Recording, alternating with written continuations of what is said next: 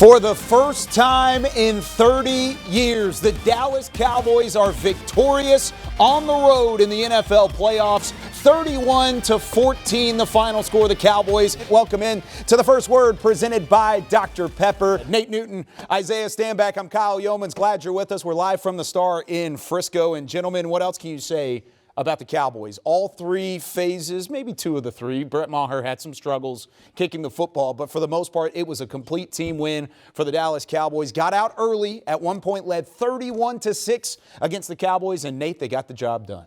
You know, we were so excited going into this game and talking about who the keys of the game, and mine was that offensive line to play well. I think my boy Peterson went out late in the third quarter, but they went back to the normal lineup with Tyler Smith at that left tackle. They finished the game. They kept Dak clean. He stayed tall. I got my old rookie Dak back.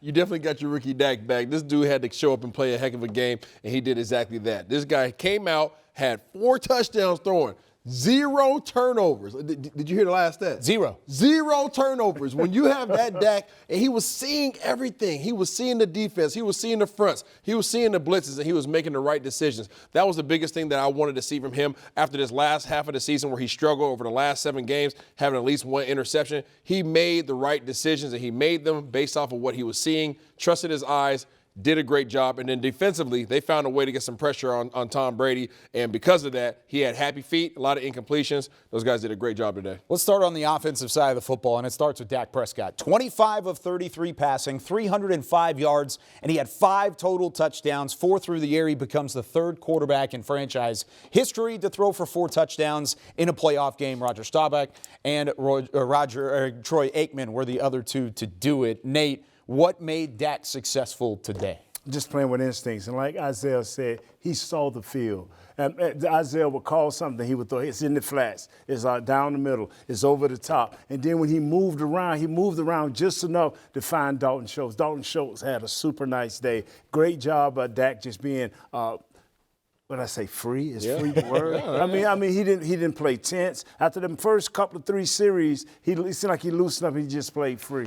He was having fun, and we know whenever Dak gets into 2-minute situations, he starts really playing at a fast pace. And, you know, regardless of the speed of the game, he starts playing fast. He starts playing with confidence. You see him start barking out different assignments, whether it be the protections and the routes and the concepts. And you see him, he's just flowing. He gets into this kind of vibe of the game. And when he's playing like that, he is playing free, Nate. He's making decisions. He's not second guessing himself. Early on in the year, we saw him, and not even really the second half of the year, you saw him double pumping on things, right? Kind of indecisive on the decisions, but not today. Today he was very decisive. You seen blitzes coming. He went there, threw very accurate balls at that as well, and he took what the defense gave him until the end of the game. But he took what the defense gave him, and that's why these guys were able to move the ball as effectively as they were. What a game it was for the Cowboys offense. I really quickly want to hit on the defense before we go back out to Raymond James Stadium. But talk about what made them successful. They got after Tom Brady. They didn't allow the screen game to hurt them. The nickel and dime wasn't there really throughout 3 of the 4 quarters.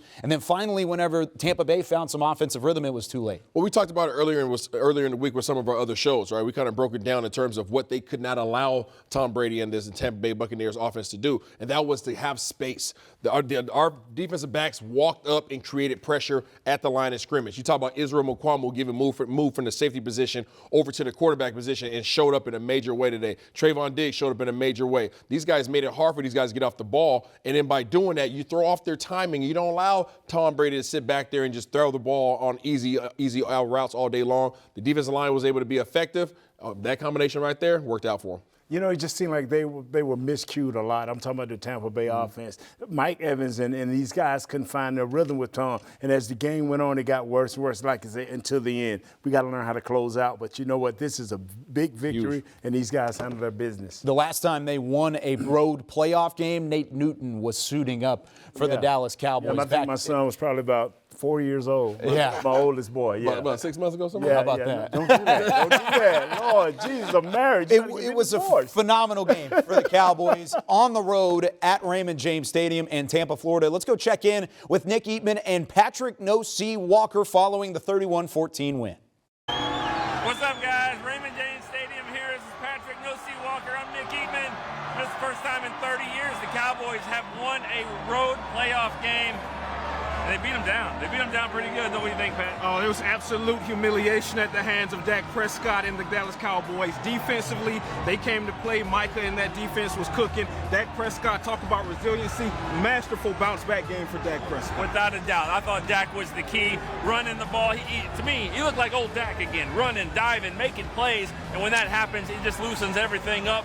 And like you said, that defense, maybe was this Tom Brady's last game? If it is, we'll see. It's been an unbelievable career, but he was not on his game today. He wasn't. Tom Brady was not allowed to get comfortable at any point in the game. We heard a lot about Tom Brady getting a very quick release, and that's how he wins against teams. The Cowboys kept forcing him into 3rd and long, and they took advantage of that in the pass rush. They sure did. Going back to offense, I thought Dalton Schultz would be a factor. I didn't think he'd be that much of a factor, but he was. But he was making some great plays underneath, big time. You know, he's been Dak's security blanket, but he was making some plays down the field. Dalton Schultz had a career game, and in the biggest moment for both himself and the Cowboys offense. You talk about what he was doing in the passing attack. Also, in the blocking game, run plays, pass plays, he was getting his hands dirty, springing guys like Tony Pollard, springing other guys. Dalton Schultz was the complete package tonight.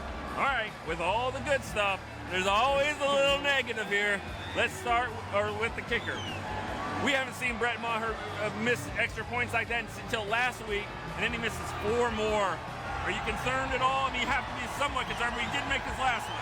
You have to be a little bit concerned anytime your kicker, who's had a fantastic year, misses 5 consecutive going back to the Washington Commanders in Week 18. He was able to kind of right the ship a little bit. All the Cowboys can hope for is that his confidence is back after making that final point after and carry that into San Francisco. Maybe you're good luck because this is your first playoff game here and they get the win. I'll tell you this, and I'm sure you know this. 49ers and Cowboys have a little playoff history, not only last year, but way back, especially the Cowboys going back to San Francisco. I know we'll talk about it all week. Initial thoughts, though, on that matchup. Dare I say the rivalry is reborn in the NFC between the San Francisco 49ers and the Dallas Cowboys. 49ers a good team, even with Brock Purdy. He's been playing special. The Cowboys, though, they've now heated up, and they've shown what they can do when they don't beat themselves. It's going to be a good one out at Levi's. All right, Cowboys get their first win against Tom Brady, first playoff win in 30 years, and first win with these blue jerseys in the playoffs since Roger Staubach was the quarterback in 1978.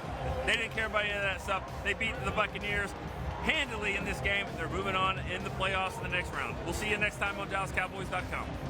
Thank you very much, Nick and Patrick out there in Tampa, Florida. Let's wrap things up on the first word with what they just talked about. San Francisco, Dallas, once again in the playoffs. A chance to go to the NFC title game on the line next Sunday, 5:30 p.m. kickoff on Fox. What's your first thought when looking at these two teams in a rematch of the wild card round a year ago? Black and blue, physical. Looking to get in the cold tub after it's over. I mean, if you go up there, it's only it's not how pretty it's gonna be. It's how bad you can beat the next man. And I hope we have on all white uniforms and they have on they all red. You know what I'm saying? Because this thing gonna be bloody, man. That's what I'm thinking about. Physical. Goodness. The first thing that came to my mind is exactly that. And they are physical. It's about let's get physical. Yes. Physical. I don't think it's going to sound as cheerful. It's going to be just like that. Right. These teams don't like each other, okay? And I can tell you one team doesn't like one more than the other. And that's the Dallas Cowboys. They want some get back. They want some payback. Majority of this roster is back from last year. So they remember this, right? Those battle scars, those are wounds that these guys want to definitely heal up. And the only way that you can heal that up is by going out there and beating some 49ers. It's going to be a heck of a game. Yeah, there's going to be a chip on the shoulder for both teams trying to get back to the NFC Championship game. Cowboys, it's been a lot longer since they were in an NFC title game, but they ended a streak today. 8 straight road playoff losses, done. 30 years of road playoff misery, out of the window. You finally beat Tom Brady, and by the way, the Cowboys 1-0 all-time against Tom Brady in the playoffs. That does it for us here on The First Word, presented by Dr. Pepper. We'll leave you with some of the final stats as the Cowboys take down the Tampa Bay Buccaneers 31-14 in the wild card round here in 2023. For Nate Newton and Isiah Stanback, I'm Kyle Youmans. More post-game coverage on the way on DallasCowboys.com and Valley Sports Southwest. That's it for The First Word. We'll see you next week.